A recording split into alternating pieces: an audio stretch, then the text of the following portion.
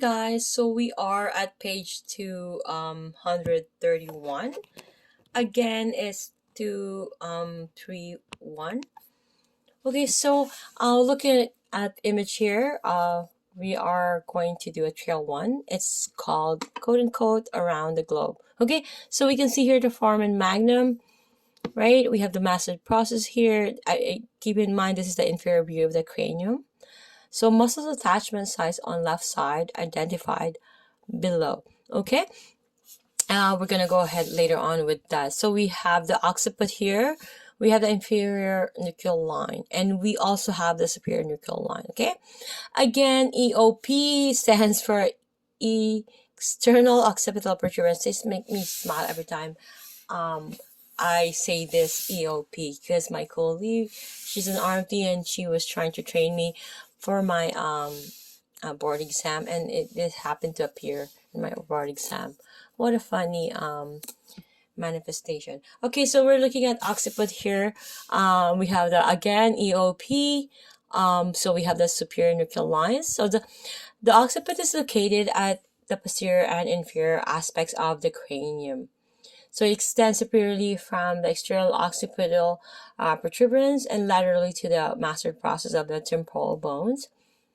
So the portion of the occiput superior to the occipital protuberance is superficial and easily palpable. So the portion inferior to the protuberance curves in and under the head and is covered by layers of tendon and muscles. So sometimes called the bump of knowledge, the external occipital protuberance is small, superficial, point located along the back of the head at the center of the occiput. It lies between the attachment sites of both trapezius muscles and is the superior attachment for the ligamentum nuchii. Okay, regardless of intelligence, it varies in size.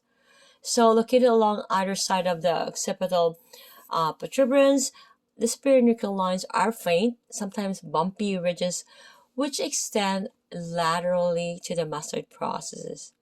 So the nuchal lines are attachment sites for the trapezius and splenius capitis muscles. Okay, so looking at the image here, again, it's an inferior view. We have here the longissimus capitis here.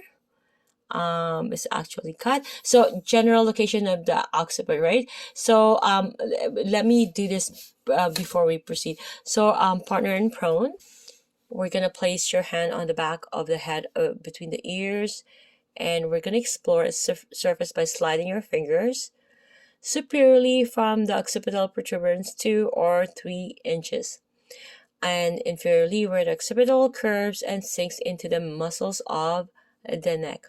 So laterally to the muscle process behind the ears. Okay, and so I'm gonna read this information here. So the superior nuchal lines is an attachment site for several muscles. So metaphorically, it is the shoreline between the dry land of the cranium and the sea of the neck muscles.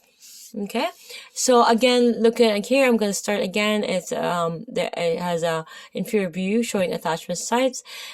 Here the longissimus capitis, splenius capitis. We have the sternocleidomastoid, SCM.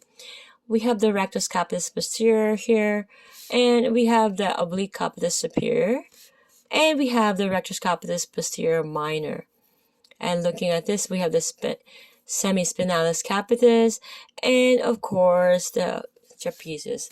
Everybody wants to be rubbed or get massage with their trapezius. Why? Because even animals, dogs, cats, this is where every even human being wants to get massage therapy or a relaxation therapy.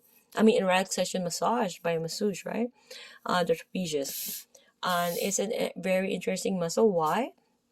Because it contains 3 fiber direction. It contains the upper fiber, it contains the middle fiber, and also contains the lower fibers. And apparently, very interestingly, it's antagonist to each other. Why? Because the upper fibers elevates and the lower fibers depressed, right? So which meaning is antagonists on each other, like just like some muscle. Like I'm not gonna mention more, so but I'll see you guys in the next video.